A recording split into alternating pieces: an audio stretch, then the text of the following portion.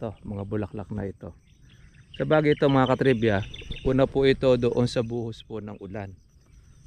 Dahil yung ulan po natin, pumatak lang po siya nitong 5 po ng Mayo.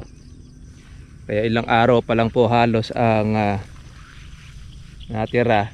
Kumbaga, ito'y bunga po ng ating pagpapatubig. Kaya po mo ito, natigang po uli. Kaya marami na naman po mga katribya po tayong bulaklak na lumabas. Ito. Ayan o. Kumpul-kumpulan na naman.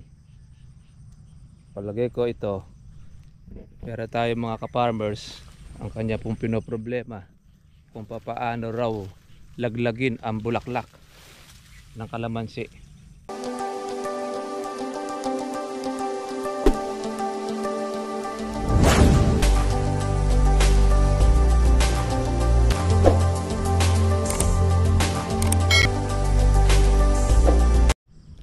Good morning po sa inyo mga katribya at welcome po sa aking YouTube channel. Kamusta na po kayong lahat?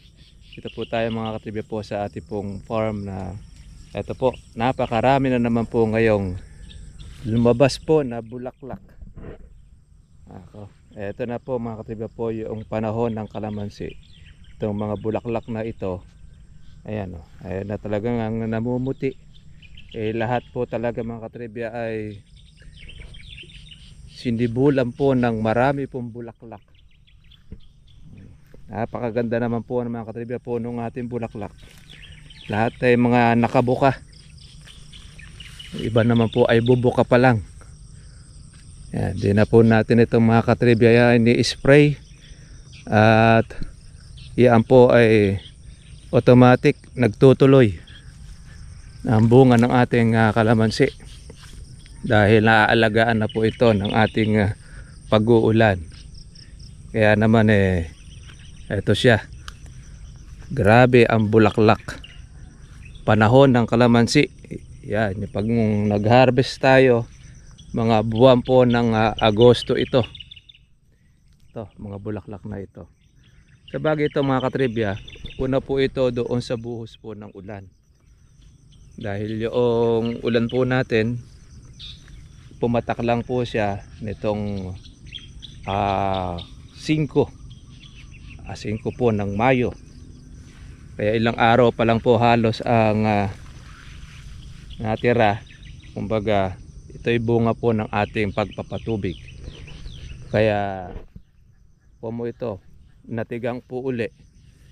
Kaya marami na naman po mga katribya po tayong bulaklak na lumabas.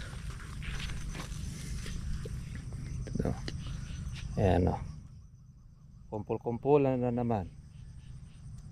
Palagay ko ito, pero tayo mga ka-farmers, ang kanya pong pinoproblema kung papaano raw laglagin ang bulaklak ng kalamansi. Yan, kumbaga sa kawan ayaw niya na patuloyin ang kalamansi pagka buwan ng August. Sa bagay, yun naman po kasi mga katribya ang mura, pati na rin po ang September.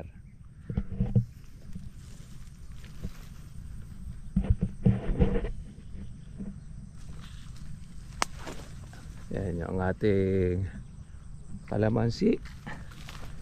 Ayan, pwede na naman po tayo pong damuhin. Yan, nagtanggal po ang ating kasama ng baging. Grabe. Meron pa tayo po mga maliliit. Yung mga natira.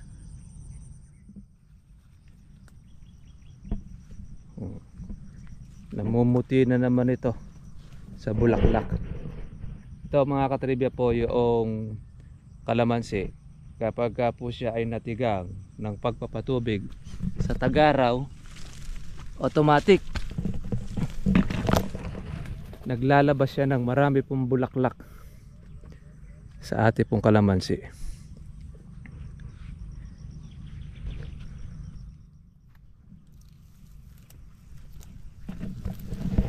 Ngayong umaga mga katribya po ay umambon, umulan po ng kaunti. Kaya naman basa po ang kalamansi natin. Lalaki na po ng mga bulaklak.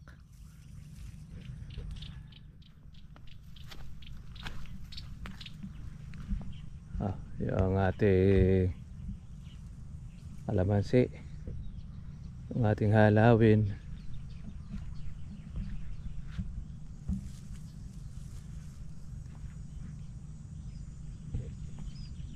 Yan, maambon-ambon mga katribya. Ambon-ambon.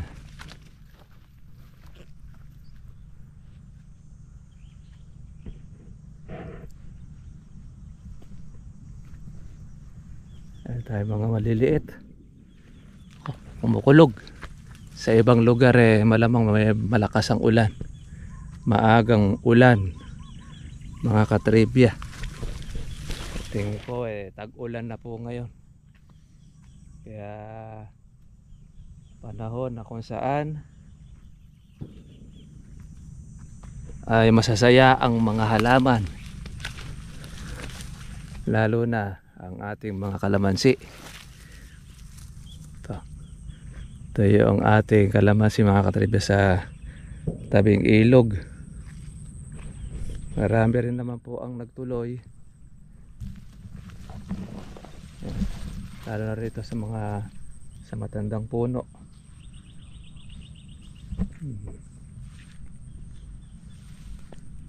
Ito yung ating unang nagbulaklak mula po noong natubigan. Gumawa na rin po rito ng kubo yung ating kasama. Ito, may bago na po tayo ngayon dito halayhayan ng ating kalamansi. Ayan, akala mo naman na simento yung bulusan. Dito ilalagay po yung ating red bag. Bubulos naman dito. Kaya lang may talunan pa. Lalagyan na lang po siguro ito ng sapin para pag bumagsak ay hindi po siya masira. Kasi mangyayari dyan, ang kalamansi po ay pagka kumbaga matumalbog siya, maaaring mag-cause pa ng pagkasira ng kanyang balat. Ito yung halayhayan. Kaya lang medyo lundori ni sa gitna. Kaya mangyayari nito gawa na lang po ng pinaka yung parang pangkawit, parang kalaykay para po yung bunga maitaboy kasi may lundo po yung gitna niya. Ayan, nakakuha tayo noong yero. Gawa na. Meron na tayong malililiman. Diyan na po kasi matutulog po yung ating tagapagbantay. At least pagka po umulan, meron pong masisilungan. Maganda. Malaki-laki na rin po yung bunga nung kabila.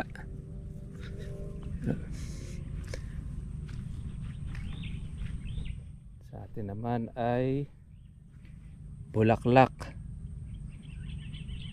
Mas nauna kasi ito mga katribya nagpabunga. Kaya po pwede na pala itong halawin. Lalaki na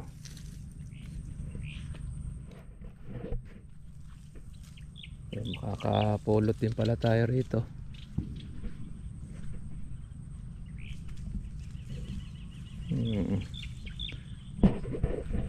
Ang kalamansi mga katribya po ay malikot ang presyo. Dahil kahapon sa sangitan 1718 ang presyo ng kalamansi. Kaya noong isang araw bumaba siya na 16. Isang araw naman nung umabot pa ng 18. Iba-iba. Siguro depende po yung pagdating doon sa dating po ng kalamansi. Pag maraming dumating, mababa. Pagka kukunti naman po ang dumating, bagsak po ang presyo. Pero yung 1.6, 1.5, napakaganda pa ng presyo na yon mga katribya. Dahil hindi pa po talaga natin pa po pwedeng pwersahin pa ang ating kalamansi dahil yun nga, medyo maliliit pa. Lalo na po yung ating kalamansi sa tabing ilog. Napakarami pong bulaklak, grabe. Hindi na po tayo muli i-spray nito. Yan. Kahit hindi natin ito mga katribya po sabihin na itong kalamansi na bulaklak na yan ay magtutuloy. Automatic yan. Tutuloy yan. Ang medyo maganda pa ang presyo po niyan, itong gasaresa. Tsaka yung gamais dahil bunga pa po yan ng ating patubig tsaka ng ating alaga. Ito. Pero yung labas po ng bulaklak na ito, maswerte na mga katribya po kung yung per bag natin ay 600 or 650 or 7. Yun, po pwedeng ganun na maglaro. Yung unang bulaklak po ng kalamansi. Maganda pa rin po yun dahil talagang kabagsakan naman po ay September. Sa first week po ng August ay baka makuha na po natin. Dahil ngayon May, June, July. Itong bulaklak pwedeng sa second week ng August yan.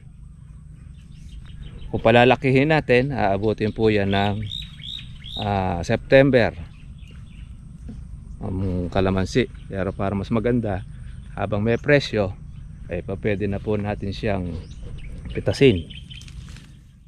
Napakarami po ng bulaklak, grabe. Kahit hindi natin sabihin utusan naman bulaklak, ay talagang nagbubulaklak ang kalamansi. Yan po ang kanyang panahon. Galit na galit. Ito.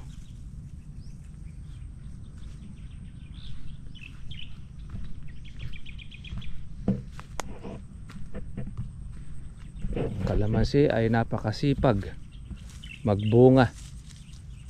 Kaya naman siya pag hindi mo inalagaan, malalaglag. Minsan naman kahit inaalagaan mo, pagka nadali po ng pag-uulan, bawa kagaya niya, nag-uulan, pero yan magiging alaga na niya dahil ang ulan ngayon ay napakalalakas. Thunderstorm, ika nga. Ngayon mula po nung umulan, hindi po ulit po yung malakas kagaya po nung nakaraan.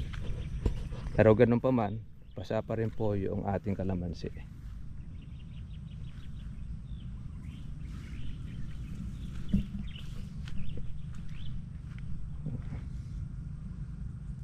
At tayong halawin.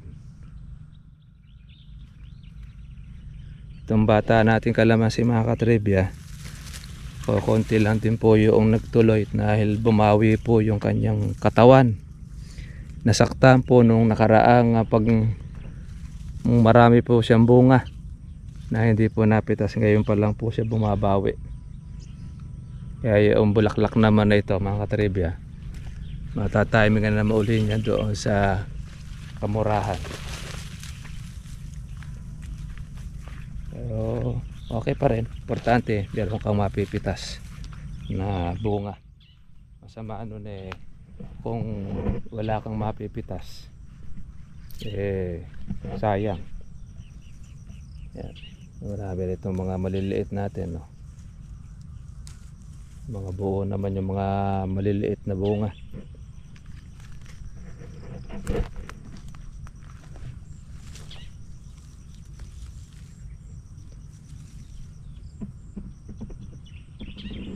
Grabe ang bulaklak. Sandamakmak na naman. Susun. Pero hindi naman lahat ito mga katribya po magtutuloy uli. Mayroong uli siyang malalagas, masisira. Kumpul-kumpulan na naman mga katribya. Yan uli ang panahon ng kalamansi. Kaya halos lahat ng mga katribya po ng kalamansi natin, yung mga nauna nagpatubig, ganyan po karami. ang bulaklak din nila. Magtuloy po yung 1/4 po nun sa dami po ng kalamansi. Talaga pong pag yan ay hinarvest, sasabay-sabay po sa palengke, kaya bababa ang presyo. Ang mangyayari dyan mga katribya, talagang kung sino po yung pwede sa buyer kagad ang kalamansi, hindi mo na pwede siyang kung wagay palakihan ng gusto. Basta pumasok, basta okay, bira, pitas na lang ng pitas. Yan na po ngayon ang gagawin po natin sa susunod. At meron kung magkano po ang presyo ang kanyang abutan, papitas na po natin. Dahil hindi na po natin naasahan po siya na halimbawa pagka bumulusok na ang baba ng presyo ng kalamansi, tuloy-tuloy na po yan.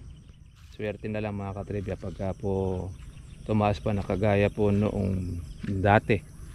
Nung nakakaraan po kasi mga katribya, buwan po ng June at saka yung July, talagang halos hindi nagbago presyo. Mabot pa ng 1.5, 1.2, ayan.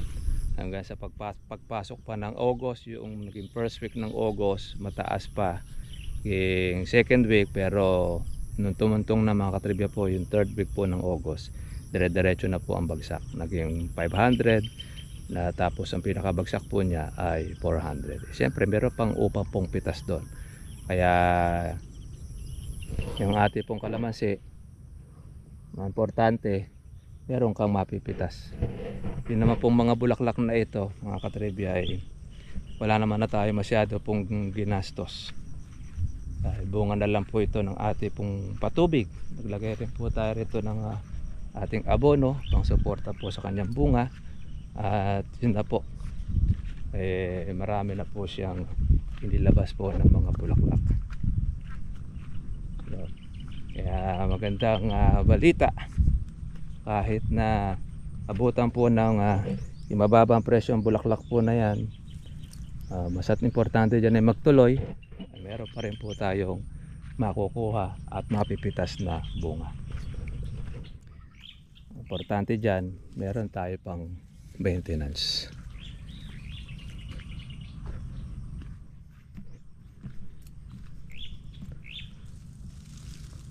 Ayan, at tayong malaki, meron tayong halawin sa ating kalamansi.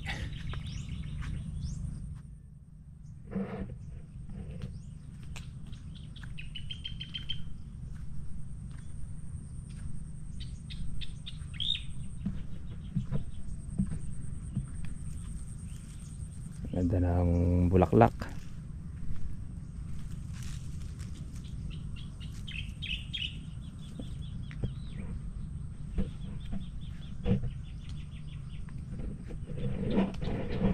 Sige mga katribya, at yun lang naman po yung ating vlog. Kamusta na po kayong lahat, at update lang po natin ang ating pong farm, at maintenance na lang po natin ngayon ang ating pag herbicide.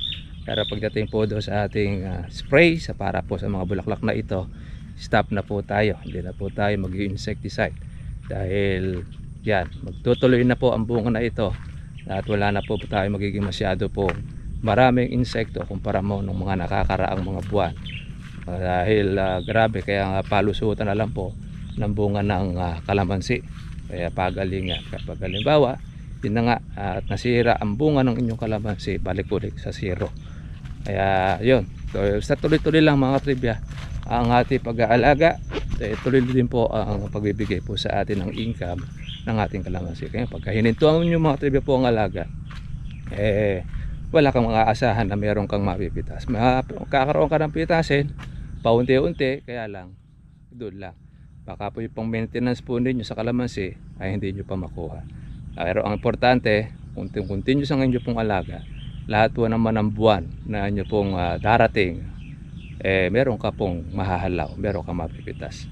Yan po ang isa sang napakaganda ng katangian ng kalamansi natin. Continuous ang bunga, continuous po ang pagbibigay niya mga katribya po ng income sa mga farmers natin. Doon po sa masipag at merong kapital. Pero pagka wala pong kapital at wala naman sipag sa pag-aalaga, wala din. Parang puno lang siya na nandyan lang, parang mangga. Pagka panahon ng mangga, doon lang po siya magbubunga.